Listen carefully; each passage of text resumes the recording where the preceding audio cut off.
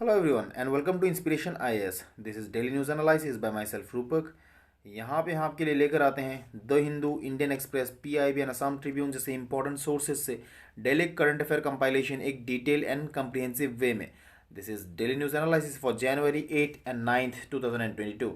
अगर आप पर्सनली मेरे साथ जुड़ना चाहते हो तो आप फॉलो कर सकते हो मुझे मेरे ट्विटर हैंडल रूपक मजुमदार यहाँ पे जाकर, या फिर आप विजिट कर सकते हो मेरा टेलीग्राम चैनल @सर रूपक। यहाँ पे आपको मिल जाते हैं सारे पीडीएफ नोट्स मेरे हर एक वीडियोस के। इंस्पिरेशन आईएएस आपको प्रोवाइड करता है डेली एमसीक्यूज एंड विश्लेषण, जो आप अवेल कर सकते हो by directly visiting our official website www.inspirationis.org में। आप जुड़ सकते हो हमारे साथ via our social media platforms, जो आपको लिंक मिल जाएंगे यहाँ पे। अगर आप स्टेट पीसीएस या यूपीएससी की तैयारी कर रहे हो तो इंस्पिरेशन आईएएस आपको प्रोवाइड करता है फाउंडेशन कोर्स, जो आप अवेल कर सकते हो in both online as well as offline mode in all our active centres at new Delhi, Guwahati, Ranchi, Jammu and Itanagar में हमने हाल ही में एक सेंटर स्टार्ट किया है। तो आप डायरेक्टली अपने होम स्टेट में रह के, जो अरुणाचल से हमको फॉलो कर रहे थे, आप अवेल कर सकते हो हमारे ऑफलाइन क्लासेस। इंस्पिरेशन आईएएस आपको प्रोवाइड करता है apart from the foundation course satellite courses and of course optional paper for political science, history, zoology, geography, anthropology and sociology से इंपॉर्टेंट सब्जेक्ट्स। डिटेल जानने के लिए आप कर सकते हो दिए गए नंबर पे कांटेक्ट। नाउ सबसे पहले जो इंपॉर्टेंट न्यूज़ यहाँ पे हम पढ़ने वाले हैं, एनालाइज करने वाले हैं, देखिए एक बहुत ही सिग्निफिकेंट न्यूज़ अभी सामने आ रहा है, पूरे दुनिया भर में इसको कवर किया जा रहा है। Turkmenistan plans to close its gateway to hell, नर्क का दरवाज़ा जो है इसको करने वाले हैं बंद तुर्कमेनिस्तान। हुआ क्या है यहाँ पर, देखिए तुर्कमेनिस्तान में एक काराकुम डेजर्ट आता है, यहाँ पे एक बड़ा सा एक क्रेटर बना हुआ है, एक गड्ढा बना हुआ है, जो पिछले 5 दशकों से इसमें आग जो है जल रहा है, कंटिन्यूसली फायर जो है वो लगा हुआ है, वहाँ पे जल रहा है, बर्निंग हो रहा है। एंड रिसेंटली जो प्रेसिडेंट है तुर्कमेनिस्तान का, इन्होंने कहा है कि हम इस आग को बुझाएंगे। एंड जो गेटवे टू हेल है, इस क्रेटर का नाम है जो गेटवे टू हेल कहा जाता है, नर्क का दरवाज़ा कहा जाता है, इसको करने वाले हैं हम बंद। तो जानेंगे इसके बारे में क्या है। वैसे मैं आपको दिखाना चाहता हूँ ये एग्जैक्टली लोकेशन क्या है। आप देख सकते हो यहाँ पे आ जाता है आपका तुर्कमेनिस्तान, जो कि पहले यूएसएसआर का एक पार्ट हुआ करता था। जब यूएसएसआर ब्रेक डाउन हुआ तो ये एक अपना इंडिपेंडेंट स्टेट बनकर निकला। तो यहाँ पर आपको दिख जाएगा काराकुम डेजर्ट। अगर आप सैटेलाइट व्यू से देखते हो तो यहाँ पे एक स्पेक्टेकुलर व्यू आपको मिलता है। This is a massive crater जो यहाँ पे बना हुआ है। इसका जो डेप्थ है करीब 25 to 30 मीटर तक इसका डेप्थ है। उतना बड़ा क्रेटर है नहीं, ऐसा नहीं है कि ज़मीन के नीचे से लावा निकल रहा होगा एंड वहाँ से आग जल रही होगी, तो ऐसी कोई बात नहीं है। इसका जो आग जलने का रीज़न है, उसका रीज़न कुछ और है। बेसिकली आप अगर ध्यान से यहाँ पे देखोगे तो आपको ये जो दिख रहा है ना, माना जाता है कि हो सकता है ये एक बहुत ही बड़ा नेचुरल गैस का सोर्स है, मीथेन का सोर्स है। एंड यहीं से मीथेन गैस जो है वो रिलीज़ हो रहा है, एंड इसमें कंटिन्यूसली पिछले 5 दशकों से लगा हुआ है आग। एंड ये जो लोकेशन है जो आप गेटवे टू हेल कहते हो, इसको बेसिकली तुर्कमेनिस्तान में ये दरवाज़ा क्रेटर के नाम से जाना जाता है। दरवाज़ा क्रेटर ही इसका लिटरल नाम वहाँ पे यूज़ किया जाता है। दरवाज़ा जो वर्ड है, ये वहाँ पे एक लोकेशन आता है दरवाज़ा, अब उसी के नाम से इसको कहा गया है। दरवाज़ा का लिटरल हम हिंदी में मीनिंग समझते हैं, दरवाज़ा मतलब डोर होता है, तो उसका नाम भी दरवाज़ा क्रेटर ही है। तुर्कमेनिस्तान में भी इसको लोकली दरवाज़ा क्रेटर के नाम से ही जाना जाता है। अब यहाँ पे माना जाता है कि ये जो नेचुरल गैस है ये कंटिन्यूसली यहाँ से रिलीज़ होता रहता है, एंड इसी के चलते यहाँ पे जो है आग लगा हुआ है। आप देख सकते हो यहाँ पर किस तरह से एक मैसिव सा क्रेटर है, इन इसका जो डेप्थ है करीब 30 मीटर का डेप्थ है, एंड यहाँ पे कंटिन्यूसली आग जलता रहता है। इम्पॉर्टेंट बात यह है कि ये जो एरिया है ये एक बहुत ही स्पेक्टेकुलर टूरिस्ट अट्रैक्शन स्पॉट है। टूरिस्ट यहाँ पे विजिट करते हैं इसको देखने के लिए, दुनिया भर से यहाँ पे टूरिस्ट जो है आते हैं, एंड काफ़ी सिग्निफिकेंट अमाउंट में रेवेन्यू जो है यहाँ पे अर्न करते हैं तुर्कमेनिस्तान के गवर्नमेंट। अब देखिए इसका मैं थोड़ा सा अगर आपको जेनेसिस बताऊँ कहाँ से आता है, तो इसका जो ओरिजिन है ना, ये फ़िलहाल तो मिस्टीरियस आप कह सकते हो, लेकिन माना जाता है कि 1970s के दौरान, लेट 60s एंड 70s के दौरान हुआ ये था, क्योंकि ये तब यूएसएसआर का हिस्सा था तुर्कमेनिस्तान। तो यहाँ पे रशिया से मतलब तब यूएसएसआर हुआ करता था। कुछ एक्सपीडिशंस चले यहाँ पे, बेसिकली जो नेचुरल रिसोर्स है, पर्टिकुलरली जो क्रूड ऑयल है, उसको ढूंढने के लिए एक गड्ढा बनाया गया था। वहाँ पे ड्रिलिंग चल रहा था, एंड उसी दौरान ये गड्ढा जो ये बन जाता है। एंड 1971 में बेसिकली ड्रिलिंग के दौरान माना जाता है कि ये गड्ढा जो ये जो क्रेटर ये वहाँ पे बना था। लेकिन 2013 में एक कैनेडियन एक्सप्लोरर थे, कुरोनीस जो थे, जॉर्ज कुरोनीस, इन्होंने कहा था कि नहीं, देखिए ये जो क्रेटर है ना, इसका जो ओरिजिन एग्जैक्टली ये अभी पता नहीं है। अच्छा वेट, तो आप सोच रहे होंगे कि यहाँ पे ठीक है चलो ड्रिलिंग के टाइम पे एक गड्ढा बन गया, फिर आग कैसे लग गया? तो देखिए उस वक्त ड्रिलिंग के दौरान माना जाता है कि जो जो वहाँ पे साइंटिस्ट थे, इन्होंने सोचा होगा, या फिर जो एक्सपीडिशन में थे इन्होंने सोचा होगा कि यहाँ से इतने ह्यूज अमाउंट में नेचुरल गैस रिलीज हो रहा है, मीथेन रिलीज हो रहा है, तो कहीं ना कहीं ये जाके एनवायरमेंटल पोल्यूशन कर सकता है। सो इसको डिस्ट्रॉय करने के लिए जो भी रिलीज हो रहा है, एक तरीका था कि मीथेन को जला दिया जाए ताकि ये डायरेक्टली एयर में रिलीज ना हो एंड जो पोल्यूशन ना करे। तो इसी के चलते यहाँ पे एयर जो गैस रिलीज हो रहा था उसमें लगा दिया गया था आग। अब हुआ ये, क्योंकि यहाँ से कंटिन्यूसली नेचुरल गैस फ्लो हो रहा है, तो आग जो है अभी तक बुझा नहीं है, वो कंटिन्यूसली वो जलता रहता है एंड आज भी पिछले 5 दशकों से यहाँ पे आग कंटिन्यूसली जल ही रहा है। अब ठीक है फाइन, यहाँ पे दो चीज़ें आते हैं। पहली बात कि सबसे बड़ी बात है कि यहाँ पे ऑलरेडी बहुत ज़्यादा टूरिस्ट आते हैं एंड एक सिग्निफिकेंट अमाउंट में रेवेन्यू अर्न करती है गवर्नमेंट। तो सबसे पहली बात है कि इसको बंद क्यों करना है, मतलब ये जो आग है इसको बुझाना क्यों है। दूसरी बात है, आप सोचोगे कि जो मीथेन है, नेचुरल गैस है, ये तो काफ़ी इंपॉर्टेंट है, आपको पता होगा one of the major exporter है, काफ़ी एक इम्पॉर्टेंट डेस्टिनेशन है नेचुरल रिसोर्सेज के लिए, पर्टिकुलरली नेचुरल गैस के लिए, तुर्कमेनिस्तान। तो यहाँ पे इतने एक ह्यूज रिजर्व को ये डिस्ट्रॉय क्यों कर रहे हैं? एग्जैक्टली इसी को मद्देनज़र रखते हुए जो प्रेसिडेंट है ये कहते हैं कि जो ये क्रेटर है इस पे, इसमें हम आग को बुझाएंगे एंड जो क्रेटर है इसको हम बंद कर देंगे। रीज़न क्या है कि जो नेचुरल गैस है इसको हम वैसे ही ऐसे ही वेस्ट कर रहे हैं। इससे बेटर है कि हम यहाँ पे नेचुरल गैस को एक्सट्रैक्ट करेंगे एंड हम इसको एक्सपोर्ट कर सकते हैं बाकी दुनिया भर के कंट्रीज़ में, तो यहाँ से हमें ज़्यादा रेवेन्यूज़ अर्न करने को मिलेगा। पहला रीज़न तो ये है। दूसरा रीज़न ये है, देखिए ऑलरेडी यहाँ पे आग लगा हुआ है, नेचुरल गैस जल रहा है, बट फिर भी some amount of natural gas जो है ये एयर में रिलीज हो जाता है एंड इसके चलते फिर भी कुछ हद तक पोल्यूशन होने के चांसेस है। तो बेसिकली जो रिसोर्स है इसको वेस्ट किए बिना हम इसको यूटिलाइज कर सकते हैं, क्योंकि एक इंपॉर्टेंट नॉन रिन्यूएबल रिसोर्स है, आपको पता होगा, नेचुरल गैस। सो इसी के चलते जो प्रेसिडेंट है ये इन्होंने डिसाइड किया है कि इसको हम फाइनली बंद करने वाले हैं, जो आग इसको बुझाने वाले हैं एंड यहाँ पे जो क्रेटर है इसको हम भर देंगे। So this is why they are thinking about closing this दरवाज़ा क्रेटर, या फिर आप गैस पिट इसको कह सकते हो। अब बात यहाँ पे ख़त्म नहीं होती है। सबसे पहले और सबसे बड़ी बात ये होती है कि ये जो क्रेटर है इसको हम बंद कैसे करेंगे? क्या आप मिट्टी डाल देंगे तो फिर अपने आप बंद हो जाएगा? नहीं, देखिए ऐसा नहीं होता है। नेचुरल गैस का एक मेजर सोर्स है ये, यहाँ से मीथेन रिलीज होता रहेगा। हो सकता है आगे जाकर यहाँ पे एक्सप्लोजन भी हो जाए अगर हम मिट्टी डाल के सिंपली इसको बंद करना चाहें। So basically they are looking for some alternatives जिसके ज़रिए हम इसमें जो आग जल रही है इसको हम बुझा सके एंड इस गड्ढे को फिलअप कर सके, ताकि जो रिसोर्स यहाँ पे वेस्ट हो रहा है इसको हम दूसरे तरीके से एक्सट्रैक्ट करके यूटिलाइज कर सके। So that is why this is in news. Now next जो इम्पोर्टेंट न्यूज़ है, यहाँ पे 75 ईयर्स होता है ब्यूरो ऑफ इंडियन स्टैंडर्ड्स का। यहाँ पे आप देख सकते हो पीयूष जो गोयल जी है ये 5 ग्रोथ मंत्रा बताते हैं BIS के लिए। ब्यूरो ऑफ इंडियन स्टैंडर्ड्स जो है इसको पहले ISI के नाम से जाना जाता था, बट देन अभी इसको BIS के नाम से जाना जाता है। आपको मैं बताऊंगा इसके बारे में डिटेल में। आप देख सकते हो PIB का न्यूज़ है मिनिस्ट्री ऑफ कंज्यूमर अफेयर की तरफ से। It is now time for 4S skill, speed, skill, scale and standard and basically 75th anniversary को मार्क करते हुए जो पीयूष गोयल जी है मिनिस्टर ऑफ जो मिनिस्ट्री ऑफ कंज्यूमर अफेयर से जो पोर्टफोलियो होल्ड करते हैं, इन्होंने कहा है कि अभी 75 ईयर हुआ है एंड अगले 25 सालों में जब हम 100 ईयर सेलिब्रेट करेंगे BIS का, तो हमें कुछ स्टैंडर्ड गोल सेट करने हैं। उसी के चलते 5 मंत्रास इन्होंने बात किया है फॉर दी BIS। तो जानेंगे इस न्यूज़ के बारे में हम डिटेल में। BIS bureau of Indian standard जो है ये बेसिकली क्या है? देखिए एक नेशनल एक्रेडिशन बॉडी है, एक स्टैंडर्ड बॉडी है, स्टैंडर्ड सेट करता है which deals with the development activities of standardisation, marking, quality certification of good. अब जैसे कि मान लीजिए ज्वेलरी जब आप खरीदते हो तो आपको उनमें कुछ ऐसे साइन दिखते होंगे एंड दिस इज़ आप कहते हो हॉलमार्क साइन कहते हो, BIS साइन के नाम से इसको आप जानते हो। Certification, standard setting and marking, quality assurance, इन सब को लेकर काम करता है ब्यूरो ऑफ इंडियन स्टैंडर्ड। अब देखिए ब्यूरो ऑफ इंडियन स्टैंडर्ड जो है ये बेसिकली आया था as already I have mentioned कि इंडियन स्टैंडर्ड्स इंस्टीट्यूशन ISI के नाम से, आप पहले ISI मार्क के नाम से इसको जानते थे। ये आया था 1947 में, एंड अभी जनवरी 6 को 2022 तक इसका हो गया है 75th ईयर कंप्लीट।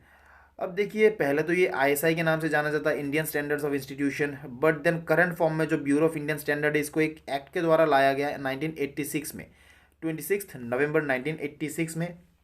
आज जो हम बीआईएस पढ़ते हैं, जो बीआईएस हम जानते हैं और जो ऑपरेट कर रहा है, it came into being through through an act of parliament. जो फंक्शनिंग है, मेजर जो एरिया होता है, they provide safe reliable quality goods, they minimise the health hazards to consumer, promote export and import substitutes, control over proliferation of varieties through standardisation, certificate and testing. These are the major areas जो ये function करते हैं। जो इनका overall अगर मैं आप इन a nutshell आपको मैं बताऊं, तो ये बेसिकली स्टैंडर्ड सेट करते हैं किसी भी गुड्स का, जैसे ज्वेलरीज वगैरह हो गया, तो यहाँ पे कुछ स्टैंडर्ड यूज़ करते हैं, एंड अकॉर्डिंगली वो mark as a hallmark वहाँ पर अपना एक्रेडिशन डालते हैं, सर्टिफाई करते हैं। अब जो नेक्स्ट 25 ईयर्स के लिए जो 5 मंत्रा जो है, जो हमारे मिनिस्टर साहब ने इन्होंने जो डिक्लेयर किया है, जो इन्होंने कहा है कि अगले 5 साल में हमें क्या 25 साल में हमें क्या करना चाहिए। देखिए, 5 जो मंत्रा है यहाँ पे, सबसे पहले तो जो बीआईएस है, it should work as a facilitator not an obstructor. पहली बात सेल्फ एक्सप्लेनेटरी है, समझ सकते हो। BIS should develop as a global organisation by learning from global experience and integrating global standards. Basically जो इंटरनेशनल बेस्ट प्रैक्टिसेस है उनको follow करते हुए एक ग्लोबल स्तर पर, एक वर्ल्ड इंटरनेशनल स्तर पे एक स्टैंडर्ड सर्टिफाइंग बॉडी के हिसाब से हमें उभरना है। This second Mantra. थर्ड जो इन्होंने कहा है कि जो भी गैप एनालिसिस होता है इन असेसमेंट, जो भी असेसिंग फंक्शनिंग में जो भी गैप एनालिसिस आता है, उनको टैप करना एंड एक स्टैंडर्ड क्वालिटी मेंटेन करना with the modern labs across the India.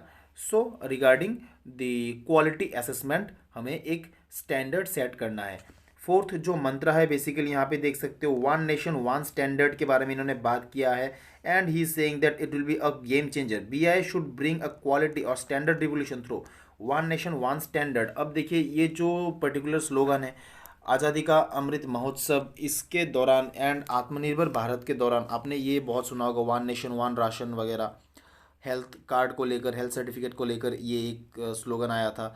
And now for BIS also, हमारा जो करंट गवर्नमेंट है, ये कह रहे हैं वन नेशन वन स्टैंडर्ड, एक स्लोगन यहाँ पर ये लेकर आते हैं, एंड दे आर सेइंग कि it will be a game changer. Particularly बात कर रहे हैं कि पूरे नेशन में एक सिंगल स्टैंडर्ड, एक सिंगल ऑपरेटिंग प्रोसीजर के द्वारा हमें एक्रेडिशन की फैसिलिटीज़ को प्रोवाइड करने होंगे अगले 25 साल में। दिस इज द फोर्थ मंत्र। फिफ्थ मंत्र जो है, BIS should ensure maintaining quality is not expensive and cost effective. Again self explanatory है, we have to ensure the quality of the product, at the same time cost effectiveness of that particular product. So these are the 5 mantras, and overall एक holistic development के बारे में बात किया गया है for the Bureau of Indian Standards. So this is the overall news regarding this Bureau of Indian Standards 75 years of this.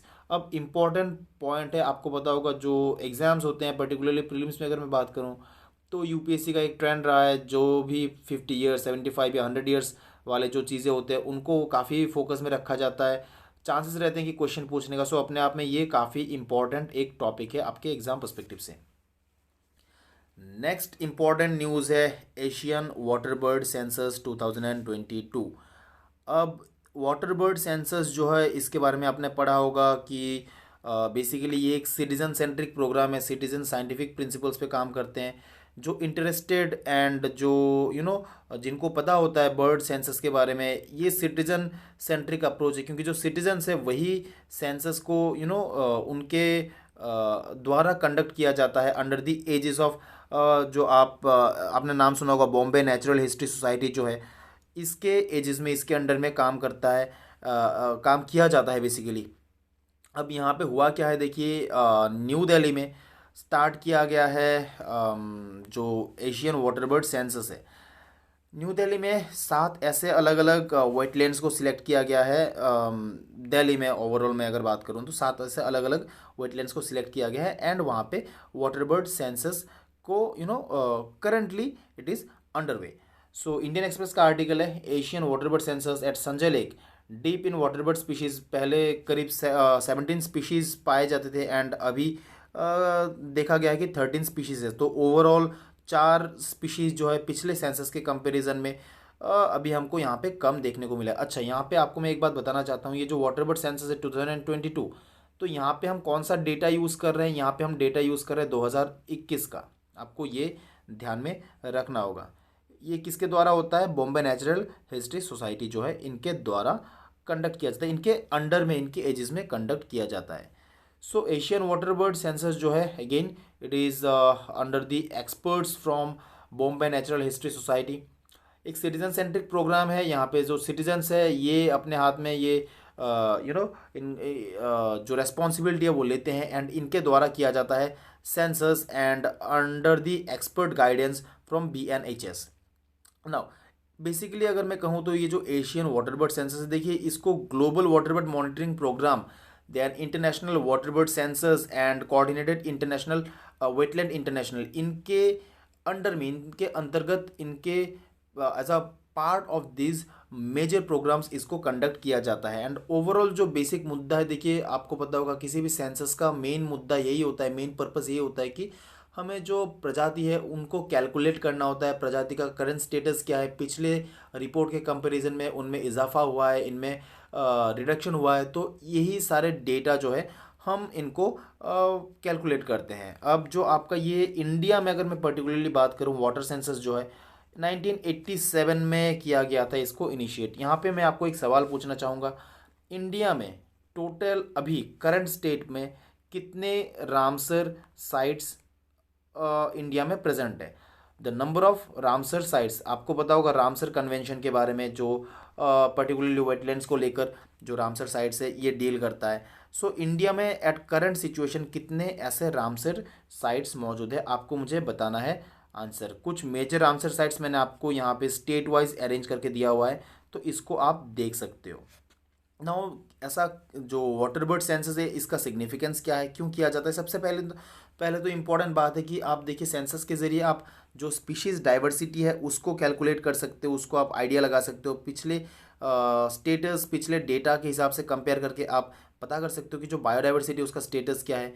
More over जो water bird है ये एक इंडिकेटिव स्पीशीज़ है, इंडिकेटर स्पीशीज़ है, तो ये किसी भी वेटलैंड या वाटर बॉडी का जो हेल्थ स्टेटस है उसको दर्शाता है। सो अगर इनमें इजाफा होता है तो आप कह सकते हो कि जो वेटलैंड है अपना ये हेल्दी स्टेट में, अगर इनमें घटोती होती है तो आप कह सकते हो कि जो वेटलैंड है इनमें आप कह सकते हो पोल्यूशन का स्तर बढ़ गया है या वेटलैंड का जो हेल्थ स्टेटस है वो पहले से डिग्रेड हुआ है। Now it promotes the designation and management of internationally important sites of course. Then आपका जो इम्पोर्टेंट कन्वेंशंस है, पर्टिकुलरली माइग्रेटरी स्पीशीज़ या कन्वेंशन ऑन बायोलॉजिकल डाइवर्सिटी जो है, इनके बारे में इनको इम्प्लीमेंट करने के लिए जो डेटा हमें चाहिए वो यहाँ से सिग्निफिकेंट अमाउंट ऑफ डेटा मिल जाता है। कन्वेंशन ऑन बायोलॉजिकल डाइवर्सिटी जो है इसके लिए मैंने एक अलग सा वीडियो बनाया हुआ है अपने DNA सीरीज़ में, अगर आप चाहो तो आप देख सकते हो CBD के बारे में। ये बेसिकली इसका जो जेनेसिस है रियो अर्थ समिट में हुआ था। And convention on migratory species जो है ये माइग्रेटरी स्पीशीज़ को लेकर एकमात्र ऐसा एक इंटरनेशनल प्रोटोकॉल है, ऐसा एक कन्वेंशन है जो the only international convention which deals with the migratory species. आपको पता होगा जो bird and water bird they are all migratory species. So this is the overall. And मैं चाहता हूँ कि यहाँ पे जो क्वेश्चन है आप इसका आंसर मुझे बताएं कमेंट सेक्शन में। नेक्स्ट जो इम्पोर्टेंट स्कीम है यहाँ पे प्रसाद स्कीम। अब ये जो स्कीम है ये काफ़ी टाइम से न्यूज़ में रह रहा है। 2014-2015 के दौरान इसको लॉन्च किया गया था। It stands for national mission on pilgrimage rejuvenation and spiritual heritage augmentation drive. नाम से आपको पता चल रहा है पिलग्रिमेज मतलब ये आपका जो मिनिस्ट्री ऑफ टूरिज्म के अंडर में एक डेडिकेटेड मिशन है जहाँ पर जो पिलग्रिमेज साइट है, जैसे मान लीजिए जो आपका हरिद्वार हो गया या वाराणसी हो गया, जहाँ पे जो डिवोटीज़ है वो विज़िट करते हैं, पिलग्रिम्स जो है वो विज़िट करते हैं, तो ऐसे साइट्स को हम रिजुविनेट करने के बारे में बात कर रहे हैं। पर्टिकुलरली अगर मैं सिंपल लैंग्वेज में कहूँ तो जो भी ऐसे पिलग्रिमेज साइट्स है यहाँ पे, जैसे पार्किंग फैसिलिटीज़ या फिर आपका एकोमोडेशन के लिए जो फैसिलिटीज़ चाहिए, टूरिस्ट फ्रेंडली एक एनवायरनमेंट क्रिएट करने के लिए इस स्कीम को लॉन्च किया गया था मिनिस्ट्री ऑफ टूरिज्म के द्वारा। यहाँ पे आप देख सकते हो पीआईबी का अब न्यूज़ है। मिनिस्ट्री ऑफ टूरिज्म जो है जो टूरिज्म मिनिस्टर है श्री जी किशन रेड्डी जी, इन्होंने वर्चुअली इनोग्रेट किया है प्रसाद प्रोजेक्ट एट गोवर्धन मथुरा उत्तर प्रदेश। अब यहाँ पे इन्होंने विथ 500 करोड़ एलोकेशन यूपी के लिए अंडर स्वदेश दर्शन दर्शन स्कीम। अब स्वदेश दर्शन स्कीम अगेन ये एक डेडिकेटेड स्कीम लॉन्च किया गया था गवर्नमेंट ऑफ इंडिया द्वारा। इसके बारे में अलग से वीडियो आपको मिल जाएगा। बट देन इसके अंडर में टूरिज्म सेक्टर को पर्टिकुलरली जो पिलग्रिमेज साइट है इनको स्ट्रेंथन करने के लिए, इनमें बेटर क्वालिटीज़ प्रोवाइड करने के लिए ये डेडिकेटेड स्कीम लॉन्च किया गया था मिनिस्ट्री ऑफ टूरिज्म द्वारा। अब इसके बारे में हम डिटेल में बात करने वाले हैं। अब देखिए जो स्कीम है बेसिकली ऑलरेडी मैंने आपको बताया 2014-15 में मिनिस्ट्री ऑफ टूरिज्म द्वारा लॉन्च किया गया था। एंड ये एक सेंट्रल सेक्टर स्कीम है, मतलब जो इसका फंडिंग है 100% फंडिंग सेंट्रल गवर्नमेंट के द्वारा होता है। And it is implemented to improve the tourism infrastructure like facilitation centers for tourists such as information and interpretation center, ATM, money exchange facilities. अब बाहर से देखिए कोई भी फॉरेनर आ रहे हैं इस ऐसे टूरिस्ट स्पॉट पे तो मनी एक्सचेंज फैसिलिटीज़ चाहिए, eco friendly buses, lighting, park, toilet, cloakroom. तो ऐसे सारे जो फैसिलिटीज़ है जो टूरिस्ट को चाहिए होता है किसी भी टूरिज्म साइट पर, किसी भी पिलग्रिमेज साइट पे जो बाहर से दुनिया भर से लोग आते हैं, तो उनको जो जो बेसिक एमिनिटीज़ जो जो फैसिलिटीज़ चाहिए उन्हीं को स्ट्रेंथन करने के लिए इस पर्टिकुलर स्कीम को लॉन्च किया गया था। अब जो ये प्रोजेक्ट जो प्रसाद स्कीम है इसके अंडर में देखिए कई सारे प्रोजेक्ट लॉन्च किए गए, जैसे कि अभी रिसेंटली गोवर्धन प्रोजेक्ट, इसके अलावा 5 और अलग अलग प्रोजेक्ट है जिनसे इंपॉर्टेंट जो प्रोजेक्ट है Mathura Vrindavan mega tourist destination के लिए एक प्रोजेक्ट लॉन्च किया गया था। Construction of tourist facilitation centre at Mathura, development of Varanasi, cruise tourism in river Ganga. तो ये सारे इंपॉर्टेंट प्रोजेक्ट जो है इस स्कीम के अंडर में लॉन्च किया गया है। देयर आर टोटल अराउंड 12 ऐसे पिलग्रिमेज साइट्स जो हमारा प्रसाद स्कीम है इसके अंडर में आता है। कामाख्या हो गया आसाम में, Amravati Andhra Pradesh, Dwarka Gujarat, Gaya Bihar, Amritsar Punjab, Ajmer Rajasthan, Puri in Orissa, Kedarnath Uttarakhand, then Kanchipuram Tamil Nadu, Velankanni in Tamil Nadu, Varanasi Uttar Pradesh and Mathura in Uttar Pradesh. तो ये सारे 12 इंपॉर्टेंट ऐसे साइट्स है, ऐसे पिलग्रिमेज साइट्स है जिनको प्रोजेक्ट प्रसाद स्कीम के अंडर में रखा गया है। Now this is about the Prasad scheme. Important है, आपको पता होना चाहिए कौन से साइट्स इस स्कीम के अंडर में आते हैं। ओवरऑल मिनिस्ट्री ऑफ टूरिज्म के अंडर में सेंट्रल सेक्टर स्कीम है। एंड जो बेसिक मुद्दा है, जो बेसिक ऑब्जेक्टिव है, to develop the basic amenities, the facilities जो कि टूरिज़्म को और ज़्यादा अट्रैक्ट कर सकें। नेक्स्ट इंपॉर्टेंट न्यूज़ है स्वीट रिवोल्यूशन। ना बहुत ही इंपॉर्टेंट है एग्रीकल्चर जो आपका सबसेक्शन आता है उस पर्सपेक्टिव से अगर हम बात करें, देखिए रिसेंटली जो khadi and village industries commission है KVIC जो है, इन्होंने एक मोबाइल हनी प्रोसेसिंग वैन इन्होंने लॉन्च किया है बी कीपर्स के लिए। ये लॉन्च किया गया है उत्तर प्रदेश में। आप देख सकते हो न्यूज़ है यहाँ पे, PIB का आर्टिकल है ये। KVIC rolls out innovative mobile honey processing van to support farmers and beekeepers. अब ये लॉन्च किया गया था under the sweet revolution, sweet क्रांति के अंडर में ये लॉन्च किया गया था bye KVIC।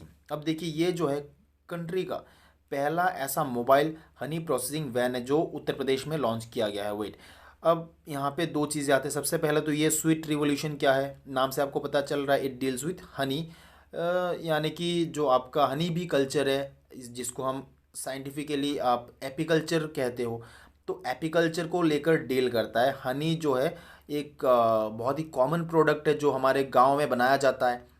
There are scientific methods locally traditionally भी ये एक इम्पॉर्टेंट एक इंटीग्रल पार्ट रहा है जो रूरल इकोनॉमी है इसका।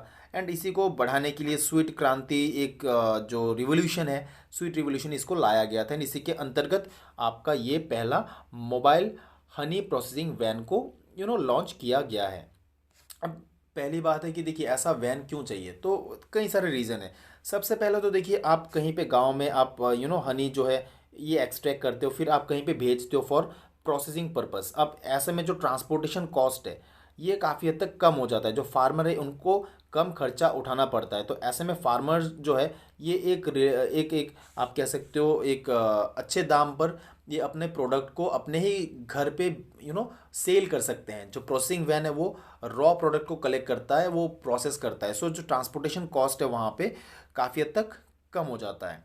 दूसरी बात जो ये क्या करते हैं, अक्सर ऐसे में मिडिल मैन जो है इनका सहायता लिया जाता है। तो ऐसे में चांसेस रहता है कि जो एडल्ट्रेंट्स है इनको मिक्स कर दिया जाए, तो आपको प्योर हनी जो है वो मिलना मुश्किल होता है। तो आपको पता है प्योर हनी जो है वो मिलना काफ़ी डिफ़िकल्ट होता है, आपको गांव में जाना पड़ता है, आपको डायरेक्टली कलेक्ट करना पड़ता है। सो ऐसे में जो ये एडल्ट्रेशन का जो इशू है उसको भी एड्रेस किया जा सकता है via this mobile honey processing van.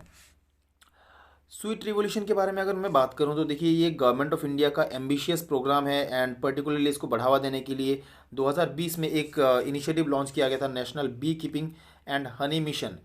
ये मिनिस्ट्री ऑफ एग्रीकल्चर के अंडर में आया था to boost sweet revolution. Sweet revolution या फिर हनी मिशन जो है इसके बारे में अगर मैं आपको बताऊं तो देखिए बेसिकली क्या किया जाता है, जो फार्मर कम्युनिटी है इनको ट्रेनिंग दिया जाता है about the apiculture, about the honey bee culture, उनके कॉलोनीज़ के बारे में बताया जाता है क्या बेस्ट प्रैक्टिसेस होते हैं हनी कल्चर के लिए एंड क्या इक्विपमेंट्स चाहिए एंड किस तरह से हनी एक्सट्रैक्ट करना चाहिए। जो हनी बी वैक्स है, बी वैक्स के नाम से जाना जाता है, इनको कैसे प्यूरिफाई करना चाहिए एंड मार्केटिंग स्ट्रेटजीज क्या होने चाहिए। सो बेसिकली फार्मर्स को ट्रेन किया जाता है under this honey mission. Objective क्या है देखिए, culturing, production and marketing of bee and bee product. अब जब मैं बी प्रोडक्ट कहता हूँ दो चीज़ें आती है सबसे इंपॉर्टेंट, एक तो होता है हनी, एक होता है बी वैक्स। हनी आपको पता है जो स्वीट एजेंट है बेसिकली, जो हनी भी है इनका सलाइवा एंड फ्लावर से कलेक्ट किए गए जो नेक्टर्स है इनके मदद से बनाया जाता है, हनी जो है वो बनाते हैं। ये काफ़ी इंपॉर्टेंट है, एक लैक्सेटिव एजेंट है जो आपका with a huge medicinal value, nutritious value, antiseptic का भी काम करता है, काफ़ी इंपॉर्टेंट एजेंट होता है हनी। बी वैक्स जो है again cosmetic and electrical goods बनाने के लिए, ये जैसे पेंट हो गया, ऑइनमेंट्स हो गया, ऑयल, देन आपका जो क्रीम हो जाता है एंड इलेक्ट्रिक अप्लायंसेस जो होते हैं इनमें काफ़ी हद तक यूज़ किया जाता है बी वैक्स। हनी जो हनी बी है जो आप कह सकते हो हम कल्टीवेट करते हैं, कल्चर करते हैं, बेसिकली 4 अलग अलग प्रजाति के हनी पाए जाते हैं। सबसे जो इम्पोर्टेंट है एपिस डॉर्सेटा जो स्पीशीज़ है, प्रजाति है, ये जायंट हनी सबसे ज़्यादा हनी प्रोड्यूस करते हैं, लेकिन ये जो है काफ़ी फेरोशियस होते हैं तो इनको हम कल्टीवेट नहीं कर पाते, काफ़ी दिक्कत होता है। जो कॉमनली मोस्ट कॉमनली हनी जो है एपिस इंडिका नाम का जो हनी भी है, जो प्रजाति है, इसको सबसे ज़्यादा कल्टीवेट किया जाता है, एपिस इंडिका। नेक्स्ट जो इम्पोर्टेंट न्यूज़ यहाँ पे हम बात करेंगे, सबसे पहला इंडिया का first multi dimensional adventure sports expedition. अब देखिए हुआ क्या है यहाँ पर, अगेन पीआईबी का न्यूज़ है। रक्षा मंत्री जो है राजनाथ सिंह जी, इन्होंने he flags in India's first multi dimensional adventure sports expedition conducted by NIMAS National Institute of Mountaineering and Allied Sports. अब हुआ क्या था देखिए, एक टीम था, करीब 12 इंडिविजुअल्स थे उनमें, तो कुछ आर्मी पर्सनल थे एंड अरुणाचल प्रदेश से शायद करीब 4 यूथ थे, जो दो लास्ट ईयर ही जाते हैं वो फ्रांस में एंड वहाँ पे एक multi dimensional adventure sports conduct करते हैं। वहाँ पर ये ट्रैकिंग करते हैं and then scuba diving, then mountaineering and paragliding जैसे अलग अलग एडवेंचर स्पोर्ट्स में ये परफॉर्म करते हैं। जो हमारा ट्राई कलर है, झंडा लहर वहाँ पे दे होस्ट द फ्लैग। सो ये अलग अलग एक्टिविटीज़ वहाँ पे कंडक्ट करते हैं। इसी को अटेंशन ग्रैब करते हुए जो हमारे फाइनेंस मिनिस्टर जी है, सबसे पहला इंडिया का first multi dimensional adventure sports expedition को यहाँ पे सराहना किया गया है हमारे रक्षा मंत्री द्वारा। अब सबसे पहले मैं आपको बताता हूँ इस एक्सपीडिशन के बारे में। देखिए 2021 नवंबर में हुआ ये था कि 12 लोगों का एक टीम था, जिसमें 8 जो है आर्मी पर्सनल थे and 4 youths from Arunachal Pradesh ये गए थे। एंड इन्होंने एक एक्सपीडिशन चालू किया, मल्टी डायमेंशनल अलग अलग एक्टिविटीज़ इन्होंने कंडक्ट की। इन्होंने ट्रैकिंग किया, इन्होंने स्कूबा डाइविंग किया, इन्होंने साइकिलिंग किया, इन्होंने पैराग्लाइडिंग किया, जंप किया। तो ऐसे अलग अलग एक्टिविटीज़ में इन्होंने हिस्सा लिया। करीब 250 किलोमीटर का इन्होंने विंटर ट्रैकिंग किया एल्प्स माउंटेन रेंज में, जिसमें जो बहुत ही फेमस एक टूरिस्ट स्पॉट है, अगेन अलग अलग जगह से यहाँ पे जाते हैं, टूर दे मॉन्ट ब्लैंक ट्रैक जो है, जो कि बेसिकली आपके 3 अलग अलग देशों में ये फैला हुआ है, फ्रांस, स्विस एंड जो इटालियन एल्प्स माउंटेन है। टोर दे माउंट ब्लैंक ट्रैक जो है ये हाईएस्ट पीक है एल्प्स माउंटेन का, आप देख सकते हो काफ़ी स्पेक्टेकुलर व्यू है। एंड यहाँ पे अगर आप मैप देखोगे तो फ्रांस, स्विट्ज़रलैंड एंड इटली, इन तीनों कंट्रीज़ में ये फैला हुआ है ट्रैक। करीब 250 किलोमीटर का ये ट्रैक इन्होंने कवर किया था इस एरिया में। सो इसी को अटेंशन ग्रैब करते हुए इसी को सराहना किया गया है हमारे रक्षा मंत्री द्वारा। अगर मैं बात करूं national Institute of Mountaineering and allied sports NIMAS के बारे में, तो देखिए एडवांस स्पोर्ट्स को लेकर ये काम करता है। इसका जो बेसिक हेडक्वार्टर है ये वेस्ट कामेंग डिस्ट्रिक्ट अरुणाचल प्रदेश में स्थित है। एंड ये बेसिकली काम करते हैं मिनिस्ट्री ऑफ डिफेंस के अंडर में। ये बेसिकली आपको ट्रेन करते हैं for your as a career for adventure, as a career in adventure sports. आप ऑप्ट कर सकते हो, आप अलग अलग एक्टिविटीज़ में हिस्सा ले सकते हो। जैसे ट्रैकिंग हो गया, अक्रॉस लैंड, एयर, वाटर, ऐसे जो अलग अलग एरियाज़ में जो ऐसे एक्सपीडिशंस होते हैं, एडवेंचर स्पोर्ट्स होते हैं, उनको आप एज अ कैरियर आप बना सकते हो। उसी के लिए आपको ट्रेन किया जाता है under this institute. So this is all about NIMAS, National Institute of Mountaineering and Allied sports. आपको याद रखना ये वेस्ट कामेंग डिस्ट्रिक्ट अरुणाचल प्रदेश में स्थित है। सो आज की वीडियो में इतना ही। आई होप ये आपको समझ में आया होगा। End of course thank you very much, thanks a lot.